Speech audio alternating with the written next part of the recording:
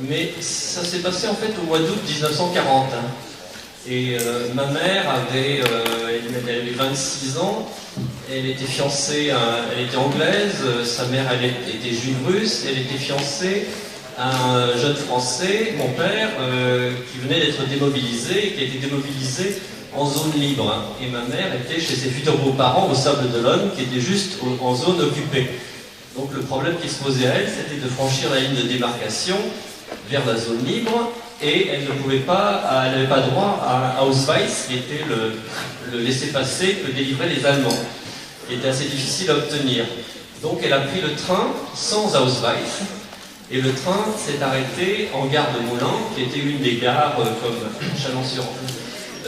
comme Châlons, où il y avait un contrôle des trains. Et monte un jeune officier allemand dans son compartiment, et ce jeune officier allemand lui demande Ausweis bitte. Et elle n'en a pas, elle ne sait pas quoi faire, et en le regardant bien dans ses yeux, elle a des yeux très bleus, ma mère, elle lui tend son passeport britannique, avec le lion et la licorne.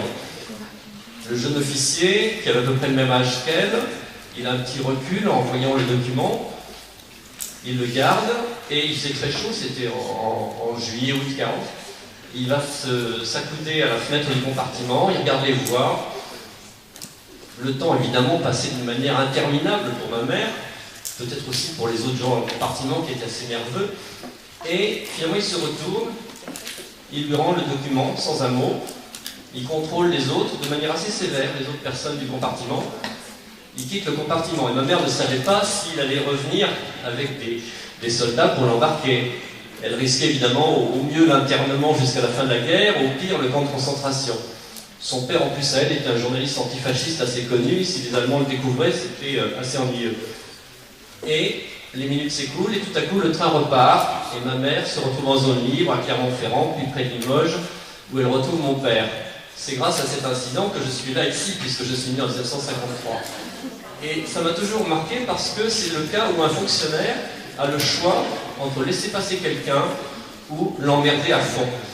Et j'ai voulu parler justement des fonctionnaires qui, puisqu'on parle justement de ce droit à la désobéissance, qui ne désobéissent pas et qui préfèrent, comme mon personnage de Sadorsky, dire s'il fallait s'occuper de tous les sorts, on n'arriverait à rien.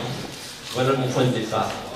Et quelqu'un qui, en temps ordinaire, parce que Sadorsky c'est un homme assez médiocre, en temps ordinaire, en temps stable, en temps où il n'y a pas de guerre, ce type-là, il va seulement vous embêter, il va vous contrôler au faciès, peut-être vous emmener au poste, peut-être faire un contrôle ADN alors qu'il n'a même pas le droit de le faire, mais le lendemain, vous ressortirez libre.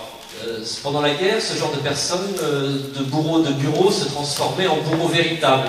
C'est-à-dire que sa méchanceté, ses frustrations, ses petits sadismes se donnaient libre cours, et qui pouvait, d'un trait de plume, mettre l'affiche de quelqu'un du côté des gens qui vont être fusillés. Voilà, donc je pense que le mal, il faut le suivre de près, il faut le connaître, et pour le connaître, il faut obliger le lecteur à se mettre de son côté. Voilà.